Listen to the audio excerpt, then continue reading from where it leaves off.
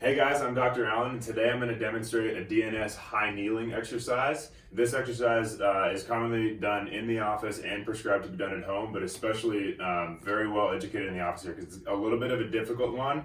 It requires a little bit of balance, and it does a really good job stabilizing the hips and the knees and targeting the inside quad muscle called the vastus medialis, or VMO.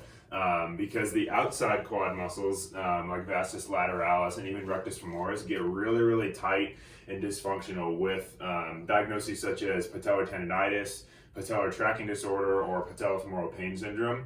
Or also, there can be an instability of the muscle activation pattern with an injury such as like an ACL tear or other injuries like that. As well as for the hip, when there is a previous labral tear or an improper movement pattern from a previous injury, like hip impingement or something like that, that can alter the muscular activation pattern in the hip as well. So I'll demonstrate how this is done, and then I'll go over the specific cues to be done at home. Like I said, it's a little bit of a difficult one, so definitely need to be done in here to be cued first, and done little by little and quality over quantity. So how it starts is you're in this kind of tripod position here. So foot on the table, and just like I've shown in other videos, foot intrinsic activation is important. So lift your toes, spread them on the table, and then really focus on planting the ball of your foot in the table too and keeping your heel down.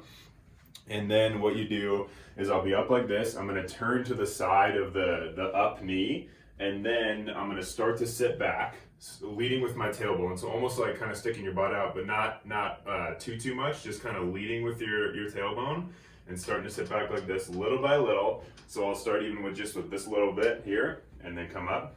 And then each time that I go down, I'm going to go down a little bit further. And one part that I didn't mention that's really important to start off with is really good pressure in your belly. So being able to pressurize your belly, so having really good core stability while you're doing this. So again, I'll show it, and you can get eventually all the way down here. And it's pretty tough. You'll feel a ton of activity in that VMO muscle on the inside of the quad. So I'll show it on this side here. So lift the toes, spread them, emphasizing the ball of the foot here. And then I'm going to turn to this side and start to sit back, leading with your tailbone, little by little, come up. Really good pressure in your belly too. I'll show a couple more repetitions here. And then the last one, you can even like hold at the bottom for a second, really emphasizing like pressure in your belly, and then starting to come up.